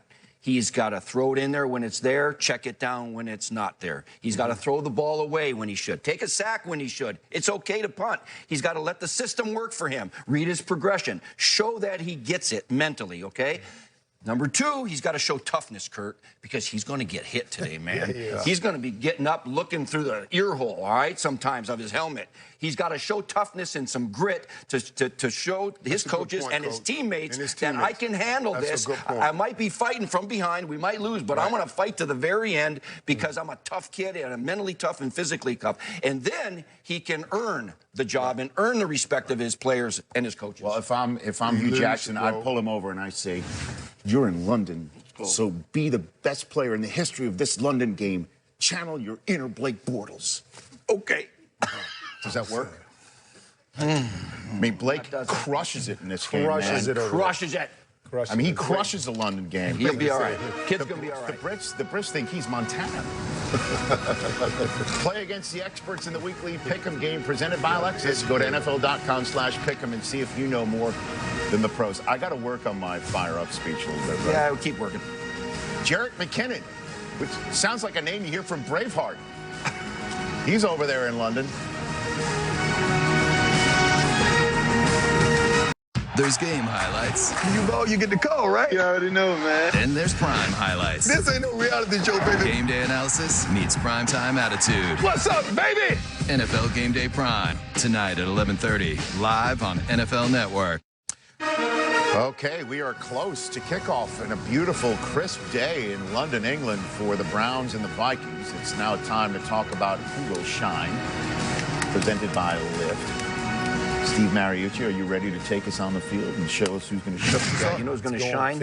I'll tell you who's going to shine, this young kid named Adam Thielen. He was undrafted in 2013 from Minnesota State Mankato. They found this guy in a local combine, for crying out loud. You know what? He happens to be 4th in the National Football League right now in receiving yards and 5th in receptions. Adam Thielen. How about the running back, Tavius Murray? I mean, this offense, since Dalvin Cook got hurt, they're averaging 146 yards rushing per game. Last week, he went for 113. Look for them to feed him today. Let me give a Browns fan something to be happy about. Rookie to rookie, right here. You're talking about DeShone Kizer. Let's find the chief right here, David Njoku, from the U. Big dude right here, man. 3 TD receptions this season. The only Browns player with more than one reception. We talked about how Kizer can get in and show he's the one. Man, let's build a great relationship with you two guys playing together for the next 10, 15 years. And Joe, who know it? You know it, right. Right there. I was supposed to have Jabril Peppers, but you know what? You got to be healthy to play the game. He's inactive, thus he cannot shine. That's You're so on it, man. Thank you. Okay, so they're getting ready for the kickoff coming up next from London. Greg Gumbel and Trent Green with the call right here on NFL Network. Vikings and Browns. Who's winning today, presented by Mercedes-Benz? It's a rhetorical question when it comes to all of our picks here. We're all choosing the Vikings, but I need to get an answer from you folks as to how the Browns pull it off today. Steve Mariucci. Well, it's not going to be easy. They're going to have to pull out all the stops and need some miscellaneous touchdowns. You know what that is, Kurt? That means special teams. That means defense. That means all kinds of ways to get some short fields for DeShone Kizer. And maybe, you never know. And if there is one bright spot, they're 5th in the league at stopping the run. So stop the run, start there, force it into Case Keenum's hand, maybe get a turnover or two, and turn them into points.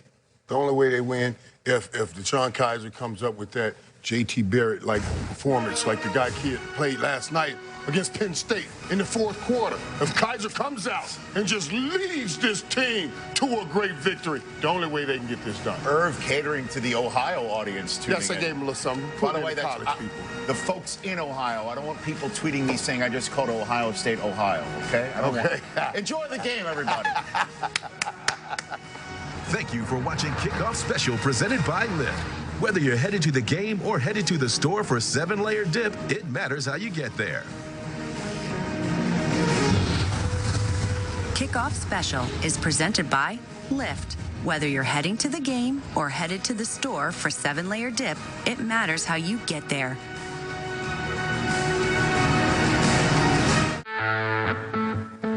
Without drivers, there is no moon landing. No giant leap for mankind. No free tiny water bottles. If you choose to ride with the right people, who do things for the right reasons, you'll always end up in the right place. So, whether you're on a mission to the moon or to retrieve the hairdryer you left at your ex's place, it matters how you get there.